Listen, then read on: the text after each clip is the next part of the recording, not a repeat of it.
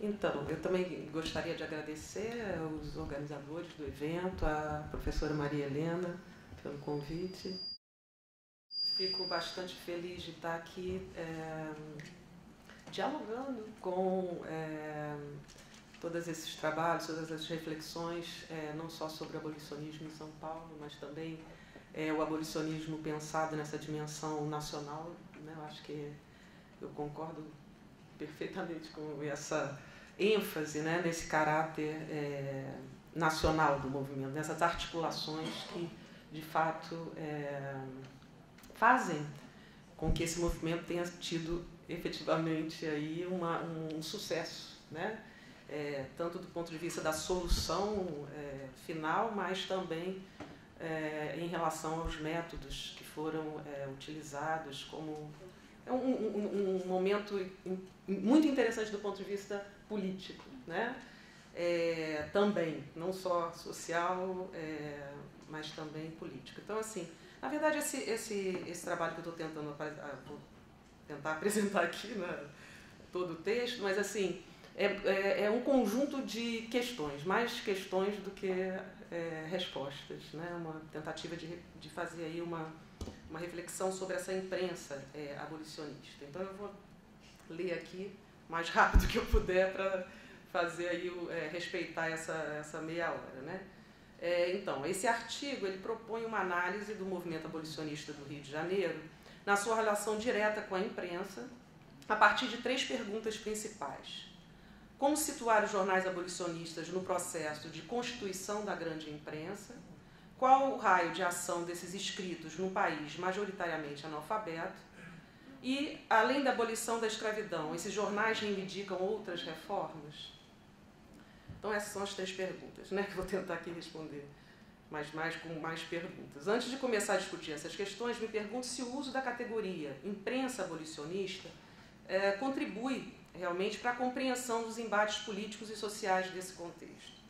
No caso do abolicionismo do Rio de Janeiro, normalmente incluímos diretamente nessa categoria as folhas dirigidas por José do Patrocínio, o Gazeta da Tarde, né, antes do Ferreira de Menezes, e o Cidade do Rio, a Revista Ilustrada, do Ângelo Agostini, a publicação mensal da Sociedade Brasileira contra a Escravidão, abolicionista. Mais raramente são contemplados jornais como O País, a Gazeta de Notícia, algumas vezes, né, por alguns historiadores considerados como representantes da grande imprensa, ou publicações menos conhecidas, como O Grito do Povo ou O Jornal dos Economistas, para citar alguns. Né? Quais são os critérios utilizados para essa classificação? Os conflitos entre o republicanismo do Quintino Bocaiúva, por exemplo, e o republicanismo do José do Patrocínio são suficientes para excluir o jornal O País com todos os seus artigos em prol da abolição imediata? Por que minimizar a importância do espaço flanqueado pelo Gazeta de Notícias a Vicente de Souza, José do Patrocínio, Enes de Souza, republicanos e abolicionistas, entre outros, desde 78, e as conferências emancipadoras de 1880 num contexto de perseguição aos seus promotores? Para tentar responder a essas questões, é interessante se interrogar sobre o uso da categoria imprensa abolicionista no próprio contexto do século XIX. E aí, antes de prosseguir, uma referência à biblioteca digital, que todo mundo já citou aí como verdadeira revolução para mim, né, que está modificando o nosso entendimento sobre a história da imprensa no Brasil.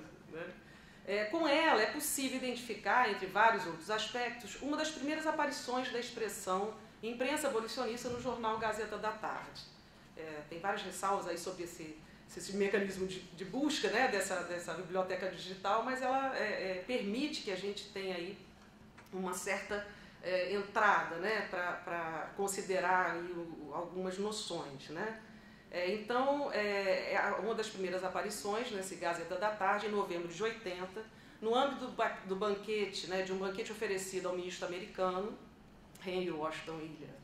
No discurso do deputado José Serra, eu destaco o uso de 2 termos, lembrando que a gente está no ano de 80, normalmente visto como o marco inicial do movimento. Né? A gente já viu aqui que temos que retroceder. Primeiramente, a expressão partido abolicionista, como uma agremiação que já aglutinava correligionários, aí abre aspas, do extremo norte aos limites do sul, né, fecha aspas, incluindo conservadores, liberais e republicanos. Em seguida, a referência à imprensa abolicionista com abrangência pouco enfatizada nas nossas análises. Abre aspas. Aqui na Corte, todos os jornais, com exceção de um só, veem com satisfação a nossa atitude. Regozijemos com a nossa força, ou antes, com a fraqueza dos que nos querem mal, e saudemos a imprensa abolicionista no país, na pessoa de alguns dignos consórcios que se acham presentes. Em nenhuma das outras aparições do termo nesse jornal, tá, a abrangência é menor. Com ou sem o emprego da categoria imprensa abolicionista, conferindo a ela uma maior ou menor extensão, é inegável a importância que tem o periodismo para o movimento. Para recuperarmos essa dimensão, é talvez proveitoso abandonar uma visão retrospectiva que já percebe naquele contexto a passagem inexorável da imprensa, de opinião para a imprensa mercadoria, né? A imprensa neutra, a grande imprensa.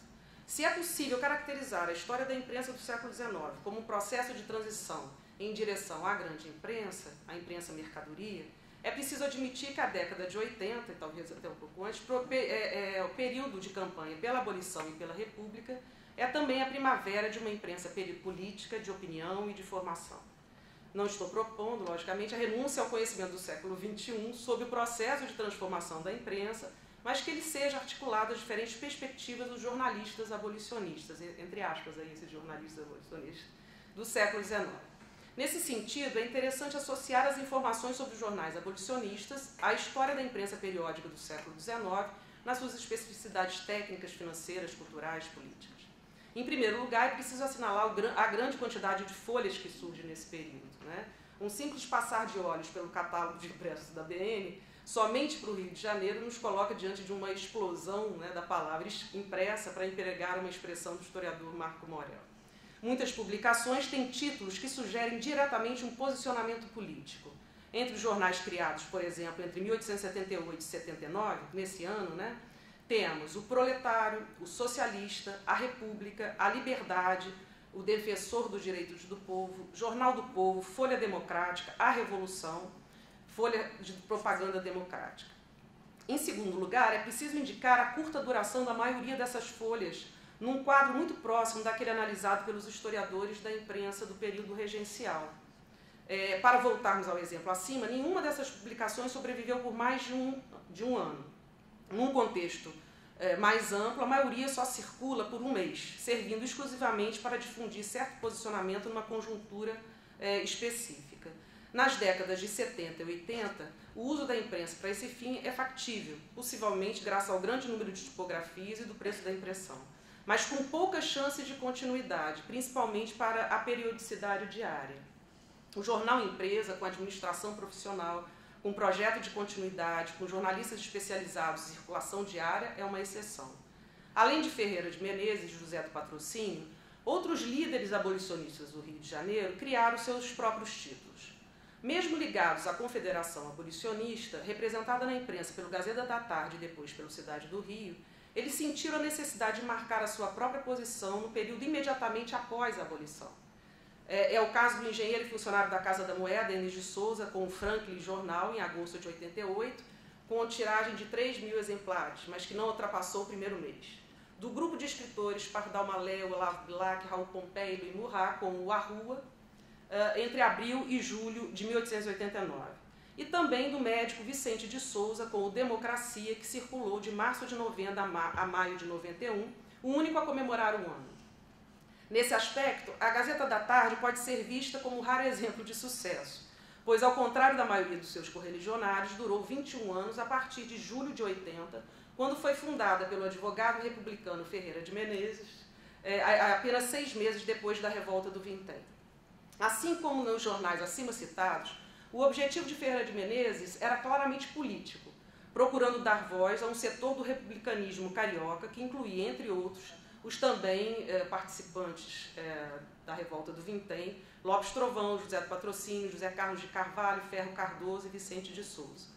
No fim de 80, momento em que se anunciava o preço das assinaturas para o ano seguinte, Ferreira de Menezes exprimiu as dificuldades do empreendimento e as suas expectativas em relação à continuidade da Gazeta.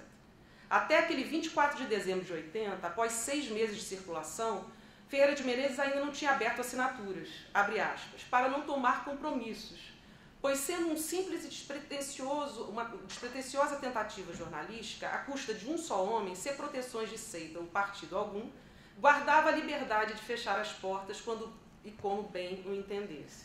Fecha aspas. No editorial desse número, em A Público, explica, porém, que já podia aceitar esse compromisso, pois tinha, entre aspas, conseguido esse favor do público e já vivia sem impor sacrifícios. Fecha aspas. Esse não foi o caso do Combate, do Lopes Trovão, que também surgira da, entre aspas, campanha dos mortos do dia 1º de janeiro, fecha aspas, e se dedicara, nos primeiros meses de 80, a lutar contra o projeto de reforma eleitoral. Após 52 números e em seguida a tentativa de abrir tipografia própria para assegurar impressão diária, teve que retirá-lo de circulação. Apesar de ter, entre aspas, ressurgido do silêncio em maio de 81, com proposta de circulação às terças e sextas, foi obrigado, por razões financeiras e políticas, a fechar as suas portas logo em seguida. Então a pergunta, era possível saber naquele contexto do sucesso ou do insucesso dessas iniciativas? Os jornais podem ser classificados a priori como representantes da grande imprensa pela sua capacidade, só comprovável posteriormente, de manter investimentos e longa duração? Quando analisamos, por exemplo, na década de 80, é possível indicar o jornal O País, fundado em 84, como representante da grande imprensa? Quais são, de fato, os critérios para se incluir um jornal nessa categoria? O não posicionamento político era mesmo uma garantia de mercado? Depois dessas colocações, podemos aprofundar um pouco mais a reflexão enunciada acima sobre os critérios para a definição da imprensa abolicionista. Ela inclui todo jornal que toma partido pela abolição ou apenas os que visam exclusivamente a luta pela abolição? Reúne todas as folhas que se posicionam pela abolição imediata ou só as que assumem a proposta, entre aspas, abolição imediata, sem indenização e sem condições? Antes de tudo, a referência à cronologia, muitas vezes de curtíssima duração, é indispensável para nos situarmos em relação a essas questões. Voltando ao exemplo do Gazeta da Tarde, é possível, sem muita dificuldade, distinguir pelo menos 3 linhas editoriais durante os seus primeiros anos. Outro ponto importante é que, se nos limitarmos aos jornais criados exclusivamente para defender a abolição imediata, sem condições e sem indenização, que é a bandeira da Confederação Abolicionista, é possível que não possamos incluir nem mesmo os conhecidíssimos Revista Ilustrada e Cidade do Rio, pois ambos, interessados na sobrevivência e continuidade, adotam estratégias para expandir o seu público e a sua tiragem, não exclusivamente associadas à luta abolicionista. Aliás, é preciso insistir que todos os jornais citados, no texto, à exceção do Grito do Povo, mesmo com declarados posicionamentos políticos, não abdicaram de outras funções da imprensa da época, pois também vinculavam informações sobre crimes, policiamento, corridas de cavalo, vida artística, etc., além dos folhetins e dos anúncios. Apesar do esforço que a gente tem feito para construir uma análise da imprensa do século XIX, num quadro conceitual e metodológico renovado pelas reflexões da chamada nova história política, a história da imprensa do Werneck, do Nelson Werneck Sodré, se mantém como referência fundamental. Entretanto, na sua análise, os jornais são compreendidos principalmente como reflexo dos embates socioeconômicos e políticos e menos como atores dentro desse processo. Além disso, a especificidade do movimento abolicionista, com os seus inúmeros títulos, se dilui dentro do processo mais amplo de constituição da grande imprensa, associado ao processo de transição do escravismo para o capitalismo. Em contrapartida, as análises que concedem maior autonomia à história da imprensa e enfatizam a agência dos jornais nos conflitos sociais e políticos são muitas vezes limitadas em sua abrangência.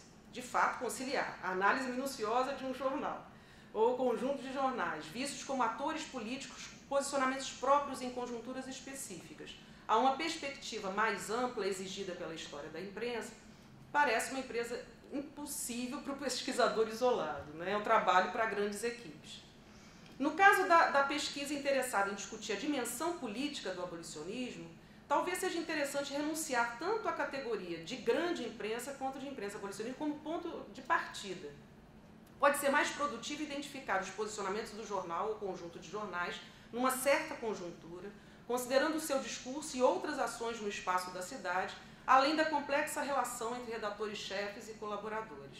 Nesse caso, vale a pena analisar comparativamente os diferentes discursos jornalísticos nos momentos de conflito no espaço público, no parlamento, tratando o jornal ao mesmo tempo como ator e fonte de informação. Depois disso, a inclusão na categoria imprensa abolicionista talvez tivesse uma fundamentação mais clara. Na perspectiva da história da imprensa, acredito que é mais promissor abordar o período pela referência à disputa acirrada entre concepções diferentes a respeito da função do periódico na sociedade. Entre elas, uma que, ao atribuir-se a responsabilidade pela formação política, se constitui abertamente como uma imprensa de opinião, mas que encontra dificuldades estruturais de permanência no mercado devido justamente à sua declarada parcialidade. Outra, que promete a neutralidade e a imparcialidade no plano político, com oferta de informações, distrações e anúncios. Por último, tentativas de conciliação entre as duas propostas ou alternâncias. Apesar de todos os artifícios empregados para definir o papel da imprensa pelo seu caráter exclusivamente informativo, sabemos da impossibilidade efetiva de uma imprensa neutra, principalmente nos momentos de crise. Na segunda metade do século XIX, muitos ativistas ligados ao abolicionismo posicionam-se diretamente contra o projeto de uma imprensa mercadoria, pretensamente de informação e de diversão, apesar do uso desses recursos para a manutenção dos seus próprios empreendimentos. Apesar da crítica que se fez, à ausência de linhas editoriais definidas nos jornais desse período, como a do alemão Koselleck ou do francês, redator do Jornal do Debate, Max Leclerc, muitas folhas dedicam a sua primeira edição à apresentação dos seus programas.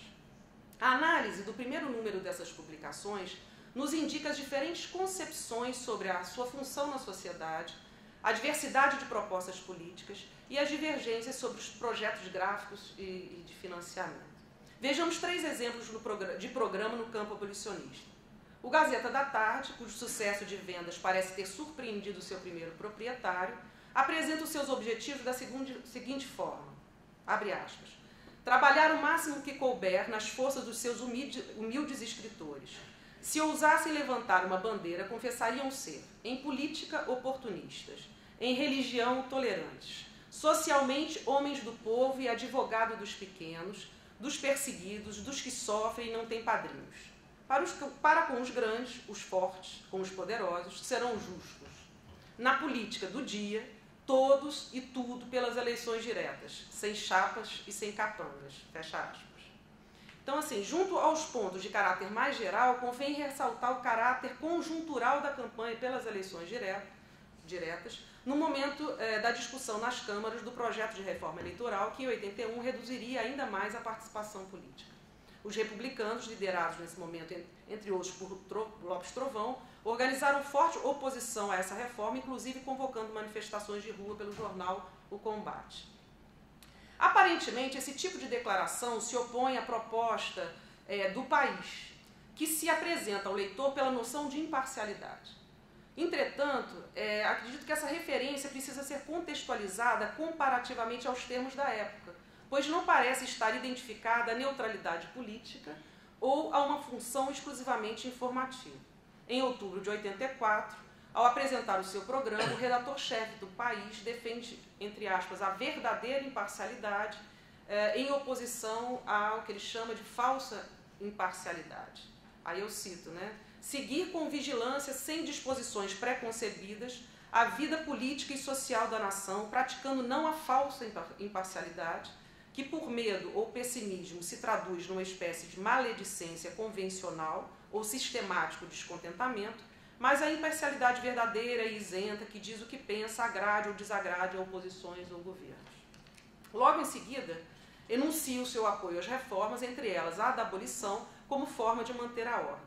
Além disso, a verdadeira imparcialidade não exime o jornal de declarar sua vinculação social, pois afirma com todas as letras: o país tem a sua origem no comércio. Nele assenta o apoio das simpatias a que deve a sua existência. Com ele, honra de associar-se na devoção dos eminentes interesses nacionais que essa nobre classe representa. Para enfatizar a necessidade de contextualizar as noções empregadas no debate político, voltemos ao exemplo do Gazeta da Tarde, que, apesar de não ter definido seu programa pela imparcialidade, volta a essa ideia após 6 meses de circulação, explicando o seu sucesso junto ao público, abre aspas, por ter se mostrado livre, imparcial e honesta. Fecha aspas. No entanto, logo depois dessa explicação, a gente lê o texto. Abre aspas. O escravagismo está, pois, morto. O combate agora... Isso em 80, né? O combate agora é contra o landlordismo, contra o monopólio territorial. É contra essa aristocracia espúria e absenteísta, que usurpou todo o território nacional, impossibilitando a imigração e a propriedade da democracia rural brasileira. Guerra, guerra de morte, sem tréguas e sem descanso ao monopólio territorial, ao hediondo landlordismo. Lembrando que isso parece muito um texto do André Rebouças, mas esse texto não é assinado por ele, aparece encabeçando a parte dos noticiários. E aí eu me pergunto, né? É possível associar semelhante texto na primeira página do jornal, encabeçando a seção dos noticiários, a ação de uma imprensa neutra, imparcial e informativa? De fato, a própria noção de imparcialidade está no centro do debate travado entre esses jornais e precisa ser contextualizada e problematizada. No caso do Grito do Povo, né, esse terceiro jornal que está sendo considerado aqui, o seu programa é apresentado num formato totalmente diferente dos dois periódicos anteriores. Enquanto nos dois primeiros o programa é parte da primeira página, no Grito do Povo, todo o primeiro número, composto de 8 páginas, é dedicado à exposição dos ideais republicanos e crítica à monarquia, numa composição muito mais próxima de um panfleto. E aí toda a crítica, eu acho que eu não sei quanto tempo eu tenho ainda, mas assim, é toda a crítica que o Grito do Povo faz, né? Foi um pouquinho mais de 10. Ah, então, pois é. Então é isso, ele apresenta, né, o seu programa com uma crítica bastante forte aí, à monarquia, que ele diz, a monarquia, uma dessas híbridas concessões ao caduco regime proclamada por oligarcas de contrabando, parasitas opressoras do mísero escravizado africano, as quais entenderam transformar nossa soberba pátria à imagem de seus ignóbeis feudos coloniais em bárbaros eito colossal. Então, é por aí, né? É o programa que ele apresenta. Essa publicação mensal, depois de circular durante toda a metade de 87, com certas características de um jornal, se apresenta no seu primeiro número de 88 como um panfleto republicano, ao mesmo tempo em que pede a colaboração dos seus assinantes para que, abre aspas, de janeiro em diante, pudesse transformar esse panfleto em jornal. Apesar do seu caráter exclusivamente formativo e político, a publicação terá uma duração relativamente importante, pois se mantém em circulação de junho de 87 a janeiro de 89, num contexto em que muitos dos seus correligionários não circularão mais de um mês, mesmo com propostas mais interessantes do ponto de vista comercial, com variedade de sessões, os folhetins e os faits divers. Para concluir essa questão, tomo emprestadas as observações do pesquisador francês Grégory Hou sobre a imprensa socialista na França no início do século XIX. O jornal da época não deve ser entendido pelas categorias atuais. Não se trata somente de um instrumento de comunicação da elite política em uma abordagem globalizante da ideia do povo. Ele serve para mobilizar e instruir. Ele se mantém como um fórum aberto de debates internos, congrega os militantes, levando a fundos ou ajuda a fundar grupos. Os jornais fundados por abolicionistas exercem todas as funções destacadas acima. Aliás, nunca é demais enfatizar suas múltiplas ações, principalmente no caso da sociedade brasileira do século XIX, constituída pela articulação de códigos de referências e valores de diferentes culturas orais e escritas. Os métodos empregados pelos abolicionistas, entre eles o uso dos impressos, exprimem a complexa relação entre cultura letrada e cultura iletrada, várias vezes analisada pelos historiadores da cultura. Esses historiadores têm enfatizado bastante as diversas modalidades de leitura, de maneira a realçar a importância do jornal num país onde a população permanece, na sua maioria, iletrada. Nesse sentido, tem destaque as leituras coletivas, nas vendas, nos cafés, o papel dos gazeteiros, etc. Em contrapartida, talvez seja um pouco exagerado afirmar que as letras impressas geram gradativamente um público leitor e que a leitura passa a ser um hábito nas cidades na relação direta com o aumento expressivo do número de jornais. Essa relação de causa e efeito é ainda mais difícil de estabelecer quando analisamos de perto a linguagem e vocabulário empregado na maioria dos textos, o tamanho dos artigos, o tipo de formatação utilizada, pois, excetuando os jornais que usam as imagens, a maioria é muito austera e pouco convidativa, principalmente pensando nesse público não leitor. Entretanto, as múltiplas formas de leitura e o aumento do número de leitores talvez não sejam os argumentos mais importantes para estabelecer a grande influência dos impressos, além dos limites estreitos dessa cultura letrada. A sede de um jornal desse período possui funções completamente ausentes no mundo contemporâneo, pois ela organiza associações e acolhe as suas reuniões semanais ou quinzenais, recolhe subscrições para diferentes fins, arrecada donativos para fins políticos, é ponto de organização e de partida para as manifestações públicas, se transveste em palanque para os oradores e até mesmo em refúgio para os escravos fugidos. Não dá para citar aqui, não. Além disso, os proprietários dos jornais que militam em prol da abolição estão diretamente empenhados na expansão da cultura letrada através da criação de escolas noturnas para os libertos e escravos. Enfim, a visibilidade dos jornais e a sua importância no espaço público junto à população iletrada está estreitamente articulada a uma certa militância política que, como bem destacou a Sandra Graha, tem a revolta do Vintém como um ponto de partida. Talvez até antes. A partir desse evento, os populares se tornaram presença obrigatória no espaço público. Seja para conquistar a abolição da escravidão, seja para lutar por uma república democrática, a movimentação, eu abro aspas, de grande massa de povo pelas ruas da cidade se tornou condição indispensável. A outra face obrigatória desse procedimento é a imprensa, não como meio de comunicação, mas como presença física nessa cidade. A partir do final dos anos 70 e durante boa parte da Primeira República, as sedes dos jornais na Rua do Ouvidor, na Rua do Uruguaiana e outras ruas do Velho Centro são um lugar de encontro entre os populares e os intelectuais, entre a cultura letrada e a escrita. Em razão dos seus posicionamentos políticos numa determinada conjuntura, essas sedes são ovacionadas ou vaiadas nos inúmeros préstitos cívicos que desfilam nesse período. Eu ia falar um pouquinho aqui desses préstitos cívicos, né, porque é um pouco a retomada das procissões das irmandades, mas justamente vem sempre acompanhada desse cívico, né? Mostrando aí a articulação com uma cultura política que está sendo produzida aí entre os abolicionistas, entre os republicanos, mas que procura fundir, né, com algumas características dessa cultura religiosa, cultura iletrada, etc. Né? Deixa eu tentar ir um pouquinho mais rápido aqui. Né? Os jornalistas, esses homens de letras ou intelectuais, nas sedes dos jornais, são protagonistas desse processo de construção de uma nova militância política, que está sendo construída na luta pela abolição e também pela República. No entanto, esse procedimento não existe sem a presença de grande massa do povo circulando pelas ruas. Aí é o papel do Lopes Trovão no Gazeta da Tarde no combate, do Ferreira de Menezes no Gazeta da Tarde, do José do Patrocínio, né, pelo Cidade do Rio.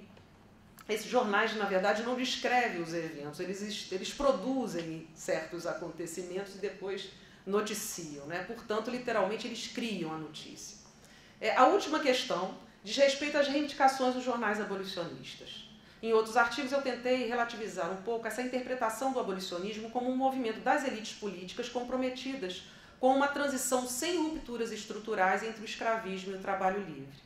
Alguns historiadores indicam a radicalidade desse momento histórico pela forte resistência escrava, mas minimizam algumas ações e discursos das lideranças abolicionistas. Esses ativistas teriam servido para garantir a ordem e impedir as verdadeiras aspirações de mudanças, né, que estariam mais próximos desses setores escravos. No entanto, a leitura dos periódicos dos anos 80 nos indica claramente que o debate político em torno da questão escravista contém muitos outros pontos. A importância desse contexto histórico está justamente no fato de que as reivindicações vão muito além da liberdade jurídica para os escravos. A reforma do sistema fundiário, por exemplo, para garantir ao liberto o acesso à terra, não está restrito ao, entre aspas, aí, ao utópico André Rebouças, ao monarquista liberal Joaquim Nabuco. As disputas entre os abolicionistas, eu acho que dizia muito mais respeito à ordem da prioridade das reformas e ao modo de realizá-las. A república democrática ou a democracia rural, o que deve vir primeiro, né? Com o povo na rua ou só no parlamento. Mas dizer que as lideranças abolicionistas se contentaram com a liberdade jurídica dos ex-escravos é adotar uma explicação bem cômoda para o fracasso dessas reivindicações que ainda esperam a sua realização no século XXI. Né? Nesse caso, os jornais fornecem indícios muito fortes da importância dos projetos de reformas estruturais nesse contexto. Aí eu dou alguns exemplos aqui de jornais onde essa crítica à estrutura agrária ela é bastante contundente, né? Aí eu vou dar um exemplo do Grito do Povo. O já citado Grito do Povo, nos seus números que circularam em 87, associa o fim da escravidão a outras reformas estruturais visando a inserção do liberto. O republicano Ferreira Policarpo, membro do Clube Republicano da Glória desde 85, não integra em 87 a Confederação Abolicionista, mas defende no campo republicano propostas muito parecidas com as identificadas ao monarquista André Rebouças.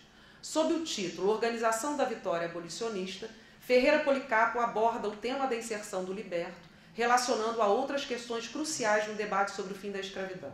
Além de expor um projeto de integração socioeconômica do ex-escravo, o jornal se opõe à ideia da indolência do trabalhador nacional, entre aspas, ou da inferioridade do negro.